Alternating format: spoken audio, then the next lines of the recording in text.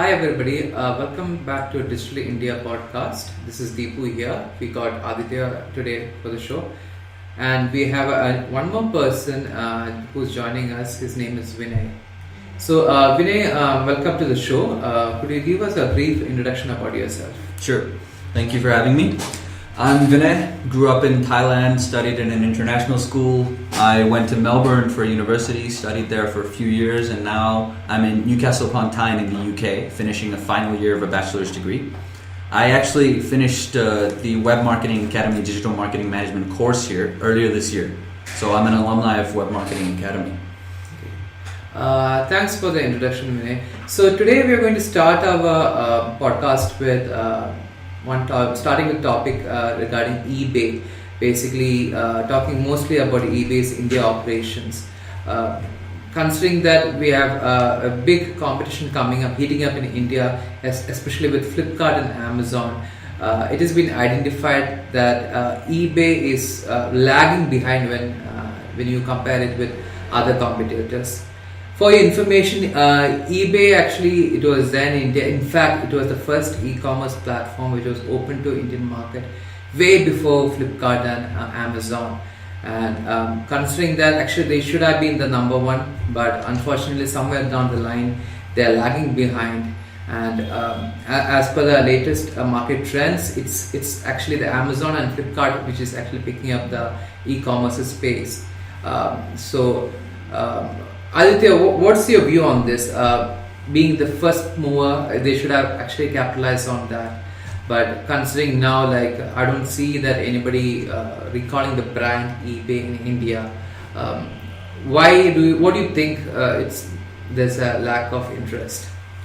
See, the thing about eBay is that when it was launched in India, the people who knew about eBay were basically the ones who were in IT field, software engineers and people who actually knew about eBay that's running in foreign countries. So, and another thing about eBay was that they never advertised much in India. But take Flipkart and Amazon, they usually advertise. You can see the ads on newspapers, you can see their ads on TVs. But eBay, I don't see much of an ad. So that's one thing. And another factor, according to me, is the trust factor. Take Flipkart, take Amazon, and the people who are actually selling you the products on there are certified, they actually have shops and it's all brand new products. But in eBay, anyone can sell their product. So in India, you know how people are. I mean, we never used to purchase online until they released cash on delivery. We like to feel a product before we pay for it. And eBay, there's no trust factor involved in it, and people, they actually don't trust basically because they don't know that much about eBay. So I think that's the reason they actually lag behind. Yeah, one thing I should agree with you, considering the amount of funding what Amazon and Flipkart is getting. Maybe that might have boosted their brand big time, because they are advertising aggressively, and every now and then I can see TV commercials, digital campaigns running, and whereas eBay is just muted, it's silent over there. One of the other things which I feel is that currently they are having some internal issues. I have heard news about people moving out, and there is a rejig in the San Jose office which they're trying to move out PayPal out from eBay and treat it as a separate entity. Vinay, coming to you, what do you think about eBay? You've been there abroad all your life. What is that you feel about eBay when you compare with Flipkart or Amazon? See, the main thing is with eBay, as you said, it's basically a platform where anyone or everyone can basically sell through eBay. So you have no idea whether the products you're getting are actually genuine with eBay. And a lot of people have actually been frauded in the past. For instance, say with certain users, they will sell you a product, you pay them the money, and they end up not actually sending you the product. So there's a lot of trust issues regarding those kind of issues. With Amazon and with Flipkart, you actually get a guarantee that you're going to get the product, because see, it's a different kind of system. It's more organizational based. So you basically sell on Flipkart and Amazon if you've got a partnership with those websites. So that's one of the main things. You can only sell on these websites if you have a partnership. Yeah, actually the thing about that is that when you have a partnership with the sellers, Amazon and Flipkart did a big billion day. So it's like they're hosting it, and all the sellers that they are partnered with, they have to agree with it. And even Amazon, they did a Oktoberfest like for Diwali and everything. So eBay can't do something like that because every individuals, they'll have to create their own account, and it's separate. They're separate entities. They're not like in partnership like Amazon or Flipkart. So they can't really make an event like a Big Billion Day or the Diwali Dhamaka or something like that. So and people in India, they mostly look for offers. So in Amazon and all, they can actually team up with the sellers and they can come up with offers, but I don't think eBay can do that. Yeah, exactly. It's all about the sellers are fighting themselves to cut down the price and so that they can make a sale out of that. That way they might, and of course, like I never come across eBay giving a discounting or any such offer-led campaigns. And mostly it used to do with like as I said, the sellers just post there with the lowest quoting. It can be done by reviewing others listing also. Yeah, and one good part is like actually they should have capitalized on the learning curve which they have. Like they were actually, previously it was called Basi.com, and it was a platform for bidding actually. Like you put a product and people should bid to buy the product. Now from being a bidding platform, it is going to like an e-commerce platform. So considering the present situation, eBay should move out from the typical e-commerce shop what has been played by Amazon, Flipkart and of course Snapdeal. Like all three are gunning for e-commerce, the biggest pie. So I think it's high time they should reposition themselves. And maybe they should more concentrate on the B2B space because they already have the B2B vendors over there, and who knows, they can actually if they can build a brand, they can be just the Alibaba of India, and that's the talk of the town. Like Alibaba have a big evaluation in the market, so if eBay can crack it, nothing like it. So that's it regarding eBay for you today. So Deepu, just like you said about B2B, about eBay selling B2B, actually they can team up with entrepreneurs and sell their products, you know. I mean, anyone can create an account on eBay. So why not suggest entrepreneurs to create an account there and sell their products through it? Clearly, Modi has started a new initiative called Make in India. So actually they could use that to boost their sales also this time. It sounds good. In fact, Make in India products done by Indians, and you know, you can actually, that's a good idea which you have thrown in, Aditya. I really appreciate that. It can be a way forward. Maybe that can reject their positioning, and maybe they can capitalize on that. So moving on. So moving on, our next topic for the day is regarding EaseSamiksha. It's e-governance initiative by Indian government. So more on that we'll be discussing on that shortly. So moving on, we are going to discuss about EaseSamiksha, which is actually an e-governance initiative by Indian government. To elaborate more on this, Samiksha means, it's a Hindi word which means overview or notice. It's a digital platform which is created by National Informatics Center. And it is one of the pet project which was kickstarted by Mr. Narendra Modi as part of Digital India initiative. So this new digital platform, it is a platform which is created within the government network, which it is connected with all the infra departments. So the main advantage of this particular platform is that once a particular file is sanctioned, the file needs to go through different departments. So you'll have a real-time overview of this particular file movement. Like suppose if you are planning to set up a business in India and you're just waiting for your government clearance, they'll be giving you a unique ID with which you can real-time see where exactly your file is. So one beauty of such initiative is that gone are the days where like all the diplomats usually sleep over it and takes ages to clear it. Now considering that it has been live and can be seen by everybody, it needs to happen ASAP. So and the beauty of it is that even our Prime Minister Narendra Modi have access to it. So he can literally see in real time how the system is working and how efficient are the diplomats in the government.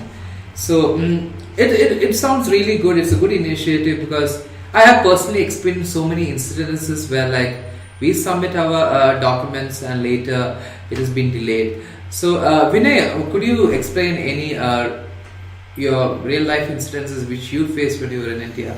Sure. Well, I had one in particular just a few months ago, in fact, where I was actually leaving for the UK, and say around 3 weeks before leaving, I realized that I needed to extend my international driving permit. And the problem was, I was here in Bangalore. My license was a Maharashtra license. There was no way that I could actually shell out the time to go to Maharashtra to get a new international driving permit. So I went to the RTO office here. I spoke to them and they said, the first thing you have to do is get a change of address for your driving license. You have to change it to a Karnataka license, a Bangalore license. And that, unfortunately, through official channels was going to take 21 days. Plus another 10 days for you to get your IDP approved through actual government official processes. So the only way out of it for me was going through a consultant and going through the unofficial channels, which in the end solved the matter in a week. So how much money you shall not by bribing them? 8,000 rupees. Oh, that's quite a lot. Yeah, so such incidences I feel they can be avoided if you create such a digital platform, right? Like, look at him, like he just came to India for a month or two just for a visit and trying to UK. All of a sudden, just because he's been Indian, like address needs to be changed. So this is where this platform helps. Like if these departments were interlinked in the online platform, they could have interacted immediately, and maybe in a 3 or 4 days span of time, he could have got his permit extended. Yeah, like he said, when he went through unofficial channels, what should have taken 21 days was finished in almost a week. I mean, that actually shows that it can be done in a week. So why are people extending it to almost 21 days? It just shows their lack of interest in helping other people. They'll be getting work, but they won't really concentrate on it because nobody will be monitoring them and nobody can question them about what exactly they are supposed to do. So they'll just take their time, they'll just chill out, and they'll just postpone it again and again, which will lead to the 21 days extension. So I think with this new file manager kind of like the system that you said, I think things could be actually done pretty much sooner than later. Yeah, actually it's all about the accountability. So we are paying all the diplomats and the government body from our taxpayers' money, and if they are not working for us, what the hell? So sounds good. And one of the key driver or the element which they're focusing on this is monitor, follow up, and action. So that's the three key words they're actually putting in front for this EaseSamiksha platform. So it's a good initiative by Modi government, and in fact it's supposed to be something like it's going to be a real big impact in economic development, considering that amount of investments which we are getting from abroad. And everybody have concepts like I'm investing X amount of money. Okay, where are the clearances?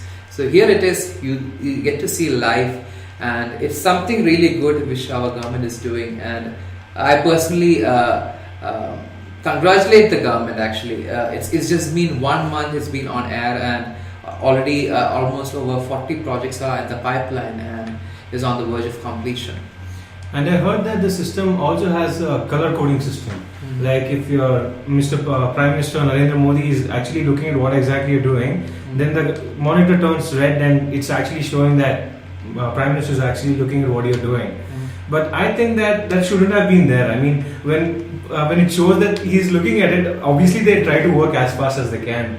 But if that was not there, he could just monitor and find out who exactly is actually serious doing work and who's serious only when he comes and watches them. But Aditya, I have a counter argument for that. Like, it's something like a fear element which he is bringing into the diplomats, like indirectly saying, guys, I'm watching you, so you better go and do your work. So but don't you think that this will have much more effect when you're not doing your work, and you'll actually have proof that I'm looking at you and you're not doing any work, and that could be actually more fear-inducing rather than just. I personally feel gone are the times it can't be like a teacher and student. Oh, did you do your homework or not? Like something like that.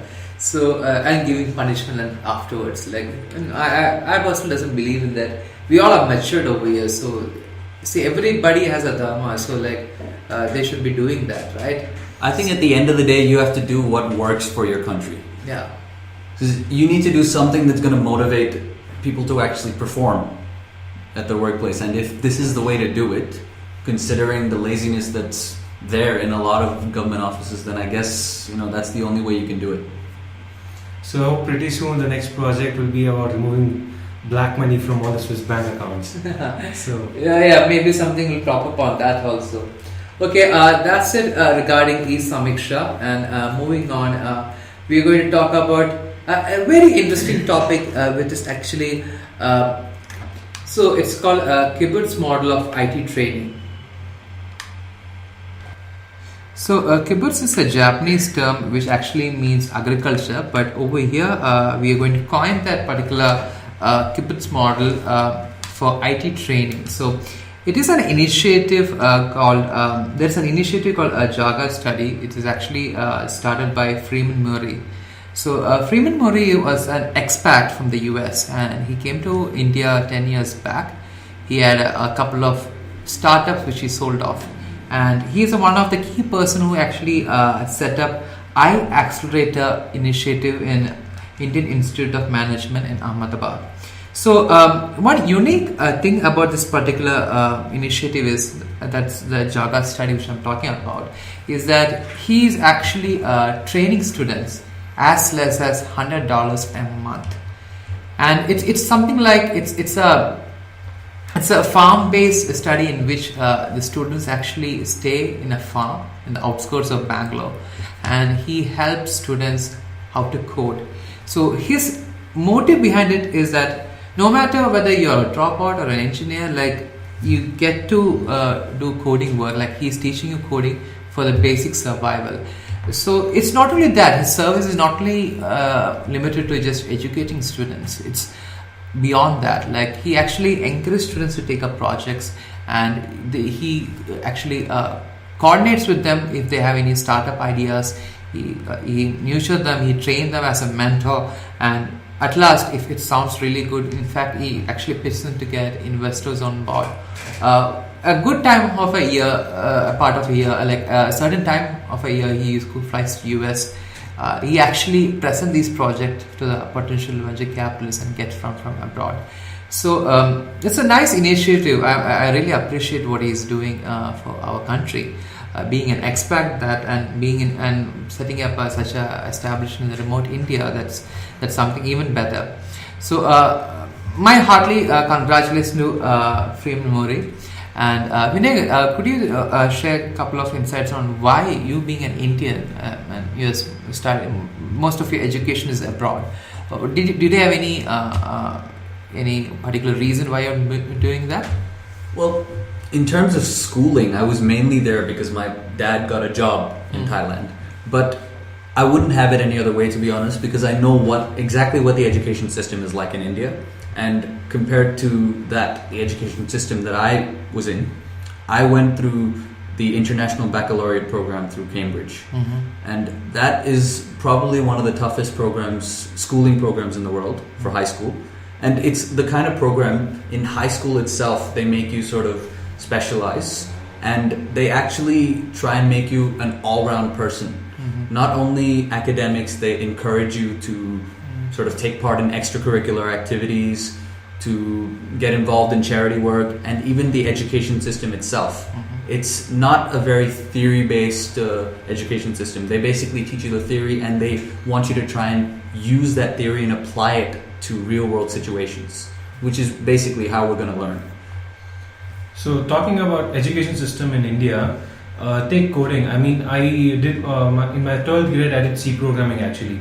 So in that C programming, what they thought was most of the things were theory, not practical, and whatever was practical, it was already done. Like, you know, for example, in C programming, the basic programming wherein to calculate some fraction or some mathematical calculation or applying a formula, something like that, it's already been coded and in the textbook, and that's what they make us do in the computer lab also. They won't actually help us to apply something of our own. Like if we get an idea to create a new C programming code or something, if we tell them, they won't actually help us to do it, you know. It's something that's already been done. We are just typing it all over again and just doing it like just for an experience kind of sake. So that's the thing here in India. Even if you learn to code, it's not like you learn to code by yourself, all by yourself, something new entirely. So it's like you're coding something that's already been coded. So there's no use of learning it.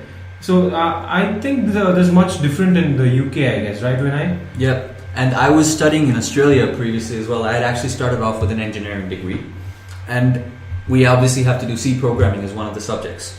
With the educational system in Australia, with the C programming that we did, one of our projects was actually creating a search engine for various topics. We had a movies database, which is what I had to create. Then we had various different other like historical events and stuff, search database for that. So we actually had to program from scratch a search database regarding these, using databases that they provide us. So that's something that's, you know, us actually doing it. We're not actually doing something that's already been done. We're actually making something new. So that's one of the differences you can say between the Indian system and say abroad. It's the same in the UK as well. Yes, I agree with you, Vinay. Like looking back at my schooling careers, like mostly the parents are concerned about the marks and how much it's more to do towards the bookish knowledge rather than the practical approach towards life.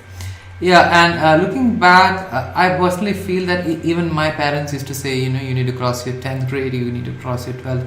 That these are going to be the highlights of your career. You need to excel and so on. But looking back, there was just, I would say, just visas for the higher thing. That's it. Nothing much, I would say. All the things what you do practically in your work, that's what it really counts for. And I personally feel if you're really good at the language and mathematics, more or less it's done. And it's all about how smart you out there in the market. And yeah, considering the coding also, how much you practice. That'll be the more you practice, the better you will be, right? So like rather than going in the same league as they're told, like why not explore something? You should be an open culture, and that will lead to innovations, and that's the way our education should actually flow. And you know, in general, if you look at people that actually succeed in life, they're actually more of the street smart variety than actually book smart.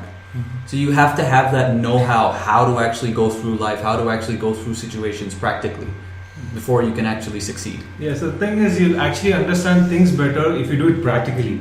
So take for example the programming itself. I mean, for our 12th, I had an exam for C programming, and the exam was that I had to code something that was already in the book. So tell me something, how exactly does by hearting everything in the book help you in your future? You should be able to apply it. You should be able to do something with it. Instead of that, they just see how much you have actually read the book and how much you have written about it. So the education system also has to change if we need to develop. Yeah, thanks Aditya and Vinay for sharing your insights on our education system. That's it for today from our Digital India podcast. And if you have any comments or insights or even reviews about our shows, please drop in your comments in our website, that is www.digitalindiapodcast.com. This is Deepu signing off. Thank you. Yeah. For any comments, you may visit our website at digitalindiapodcast.in.